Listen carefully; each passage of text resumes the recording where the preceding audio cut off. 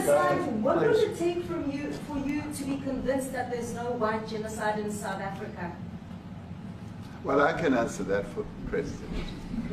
It's for him. No, seriously. I'd rather have him answer. Yeah, I'd rather answer that. It will be. Our President will respond to you. Yeah, Thank you, Mr. President. It will take President Trump listening to the voices of South Africans, some of whom are his good friends, like those who are here. When we have talks between us on around a quiet table, it will take President Trump to listen to them. I'm not going to be repeating what I've been saying. I would say if there was Afrikaner farmer genocide, I can bet you these three gentlemen would not be here, including my Minister of Agriculture. He would not be with me. So it'll take him, President Trump, listening to their stories, to their perspective. That is the answer to your question. But, Mr. President, I must say that we have, wait. We have thousands of stories talking about it. Sure. And we have documentaries, we have news stories, and that. Is Natalie here, somebody here to turn that? I could show you a couple of things, and it has to be responded to. Yeah, sure. Let me see the articles, please, if you would, and turn the lights down.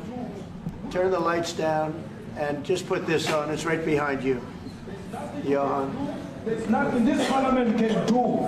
With or without you, people are going to occupy land. We require no permission from you, from the president, from no one. We don't care. We can do whatever you want to do. Who are you to tell us whether we can occupy land or not? We are going to occupy land. Yes. South Africa occupy land. That's who we are. We don't care what to do. Can withdraw my membership from this useless parliament? Yes, honorable member. Must never be scared to kill. A revolution demands that at some point there must be killing, because the killing is part of a revolutionary act. Shoot to kill. Yamaza. Kill the poor, the farmer. Kill the poor, the farmer. Pa, pa.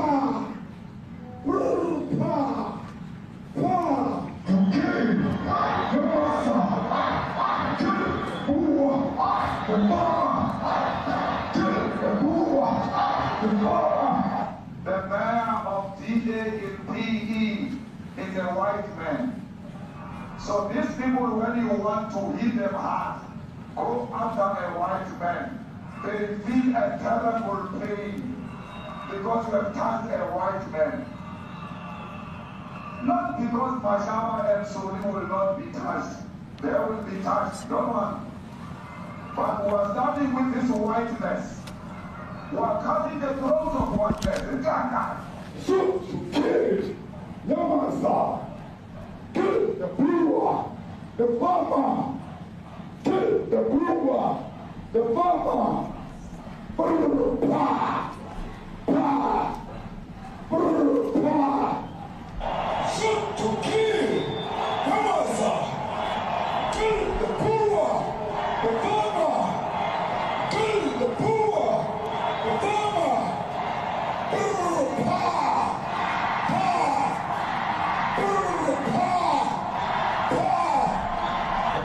I don't know what's going to happen in the future. I'm saying to you, was not called for the killing of white people, at least for now. I can't guarantee the future. Yeah, but, I mean, you understand somebody watching that, especially as it gets shared on Twitter, they freak out. It sounds like a genocide on Twitter.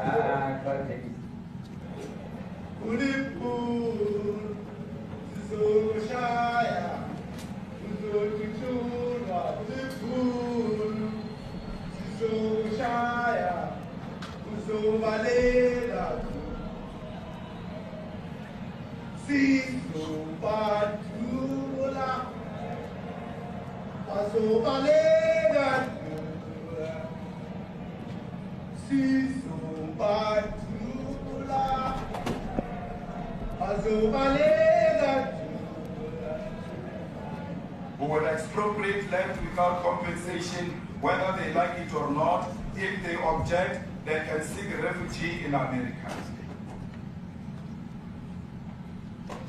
Now this is very bad. These are burial sites right here. Burial sites. Over 1,000 of white farmers, and those cars are lined up to pay love on a Sunday morning. Each one of those white things you see is a cross, and there's approximately 1,000 of them. They're all white farmers, the family of white farmers. And those cars aren't driving, they're stopped there to pay respects to their family member who was killed. And it's a terrible sight. I've never seen anything like it. Both sides of the road you have crosses.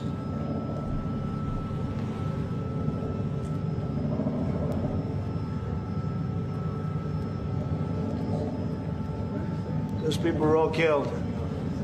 Have they told you where that is, Mr. President? No. I'd like to know where that is, because this I've never seen. But, okay. I mean, it's in South Africa. That's We need to find out.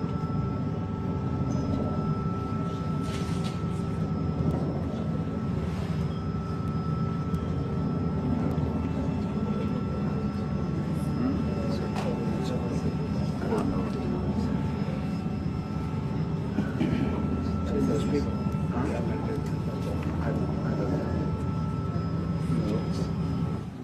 Okay.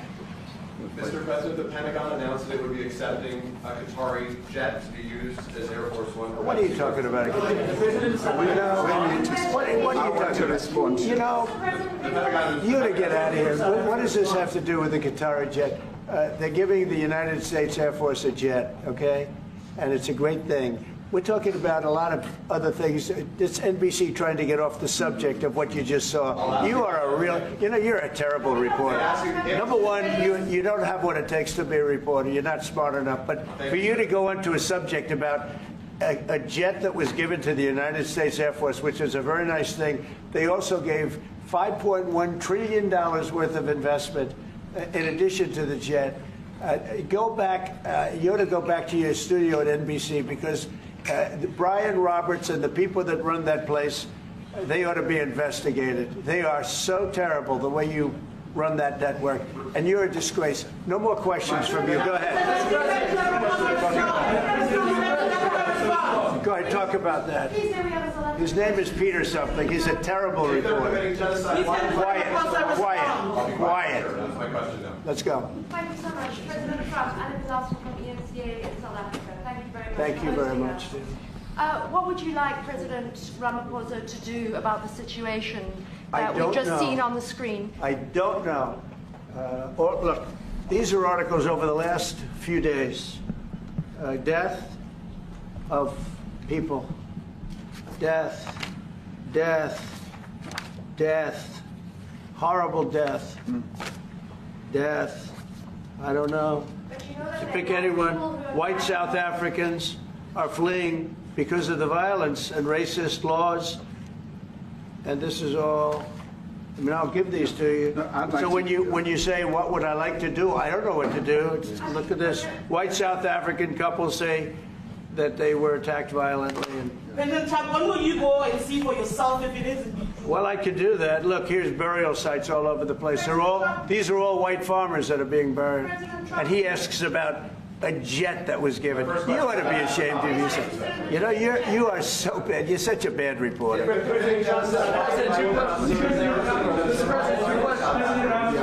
a minute, please, President Trump? Mr. President This Trump, is one after another. This family was wiped out. I'm just looking. Can we get a report from President Ramaphosa, Your please? reaction to those videos, Mr. President? President Yes, I Trump, want would your you- reaction. Well, I think the videos are so. No. When you look at the videos, I mean, how does it get worse? And these are people that are officials, and they're saying that kill the white farmer and take their land. That's what it is. And I have other friends in South Africa. I have people that left. One in particular that says you can't go there. He said they want to take your land, and they kill you. it's okay, and they say it's okay to do. Now, we're going to talk about it, but this is a tremendous, look, this is a story recent. Yeah. These are all people that recently got killed. Yeah.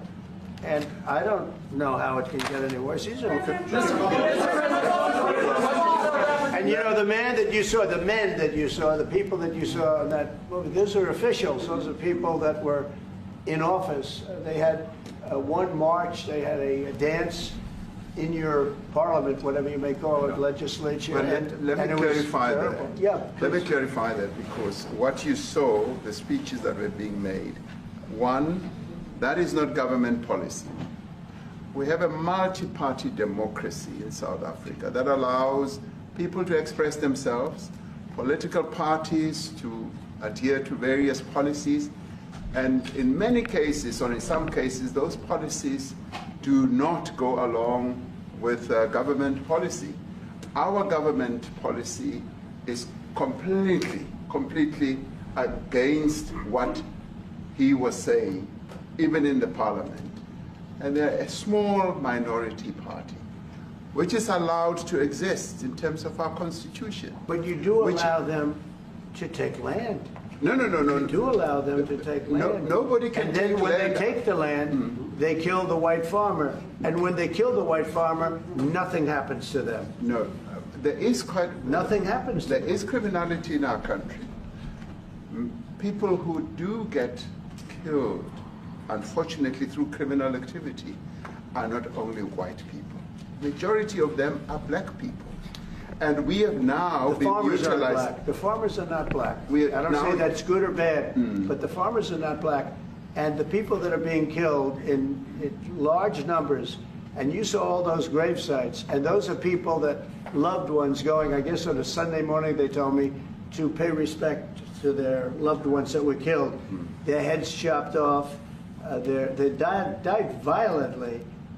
And you know, I mean, we're here to talk about it, and I didn't know we'd get involved here, but I will say this, that if the news wasn't fake like NBC, which is fake news, totally, one of the worst, ABC, NBC, CBS, horrible, but if they weren't fake news like this jerk that we have here, if we had real reporters, they'd be covering it, but the fake news in this country doesn't talk about that.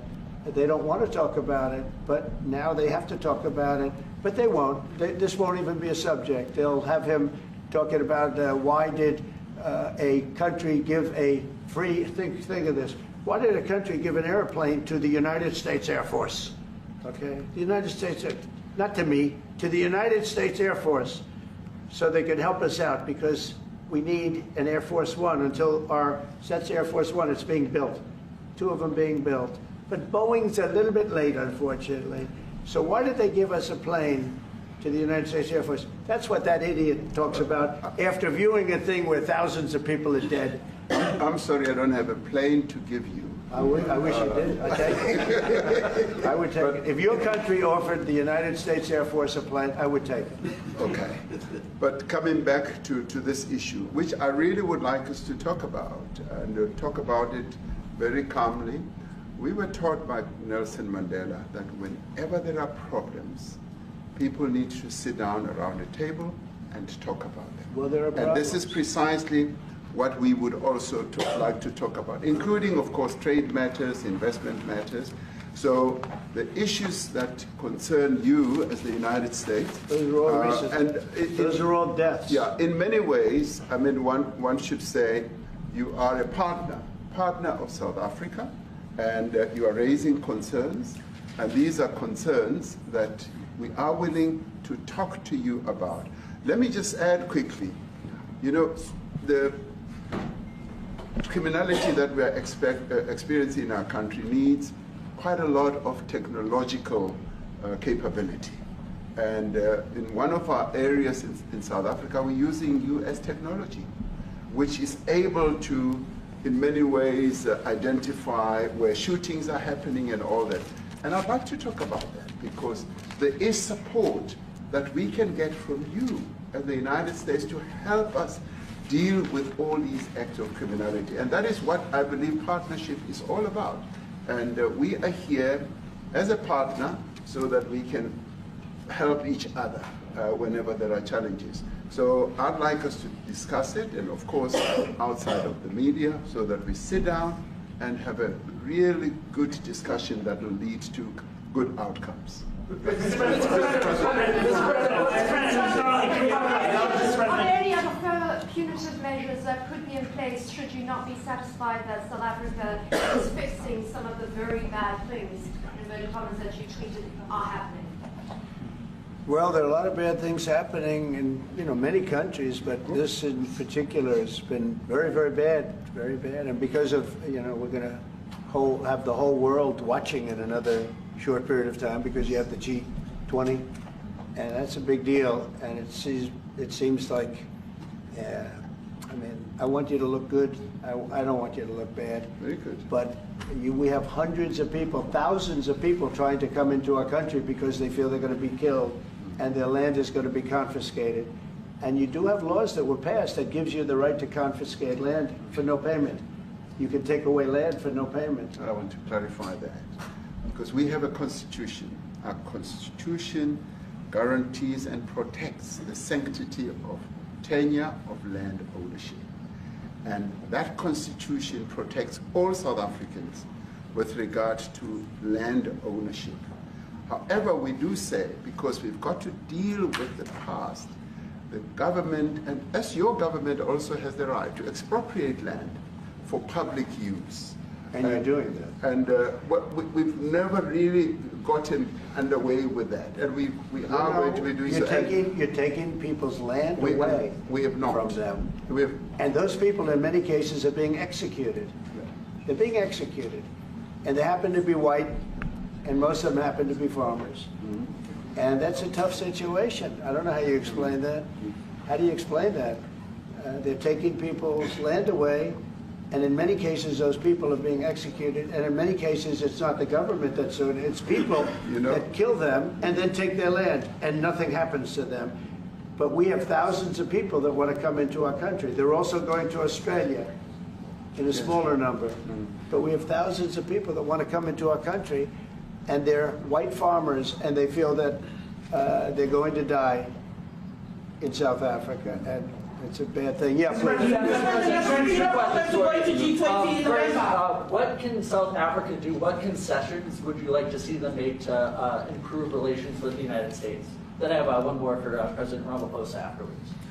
Well, we just spoke about, I got them a very, very complex machine, 150 of them. And I was asked by the president if he could help, and I did that.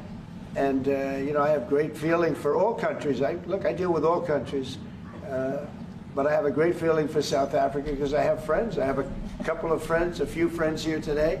I have many friends from South Africa, but many of those friends are not, they can't go back. I have, Elon is from South Africa. I don't want to get Elon involved.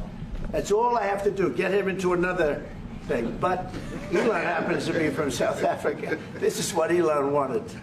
He actually came here on a different subject, sending rockets to Mars, okay? Yes. He likes that better. He likes that subject better. That's right. But Elon is from South Africa, and I don't want to talk to him about that. I don't think it's fair to him. That's right. But I will say that people are fleeing South Africa for their own safety. Their land is being confiscated, and in many cases they're being killed. And that scene of, you see how many crosses they have. Those crosses, that's a dead person in every one of them. And those trucks or cars are paying their respects to all of those dead people on a Sunday morning. That's a rough thing to explain away. And the problem we have, and the way, a correct and a fair media exposes things. But we have a very corrupt media. They won't even report this. If this were the other way around, it would be the biggest story. Now, I will say apartheid, terrible. That was the biggest story. That was reported all the time. This is sort of the opposite of apartheid. What's happening now is never reported. Nobody knows about it. All we know is we're being inundated with people, with white farmers from South Africa. And it's a big problem. Marco Rubio was telling me he's never seen anything like it. The numbers of people that want to leave South Africa because they feel they're going to be dead very soon. Hi guys, welcome back to my YouTube channel. I'm your host Beryl. Thank you so much for the new subscribers who are here. This place is fun, educative, and informative. Thank you. We are at 248 subscribers, and I appreciate all of you who always come back to listen, to learn, and to comment. So you have watched the video compilation of exactly what's happening right now and exactly what went on at the White House, right? You watched that, correct? So what happens when Africa walks into the most powerful office in the world and refuses to bow? What happens? This is the story of President Ramaphosa in the Oval Office. He was face to face with the one and only DT. Okay, but this video that I just showed you is not just about politics. It's about you, how you walk into boardrooms, classrooms, and conversations and stand your ground, because from this historic meeting we draw up so many powerful lessons, right? One of the lessons we can see is when Trump presented a video full of crosses and claimed white genocide is happening. You know the word white genocide, right? I did a video, I think it's this week, on what exactly is happening in South Africa, the white genocide. Whites are being killed, the Boers, the Afrikaners are being killed by Africans who are South Africans there. Over, I don't know, it's land or they're just, yeah, they're being killed and it's now too much, and that's why they term it as white genocide. So Trump presented a video full of crosses and and Ramaphosa didn't even react. He didn't shout, he didn't storm out, he just sat there calmly and said, "That's not true. Those crosses aren't graves, they are protest symbols, and the minority of victims in South Africa are black." You get? He actually just calmly said that to the DT, who is presenting evidence of, I don't know where he brought all that information from. Yeah, that's grace under fire, guys. So the lesson I can say here is we do not need to panic when challenged.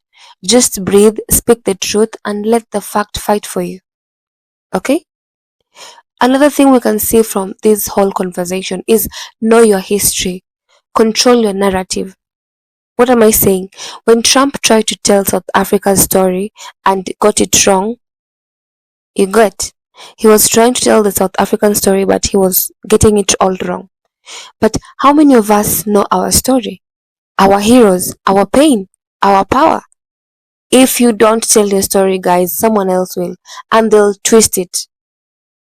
Learn to know your roots, learn your truth, tell your truth, and that's how you reclaim your dignity, guys. That's how you do it. Yeah, that's how you do it.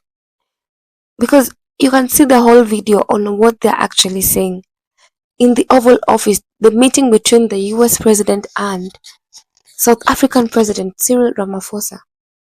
Yeah, the discussion actually took a very unexpected turn, since President Trump was able to confront Ramaphosa with claims of white genocide.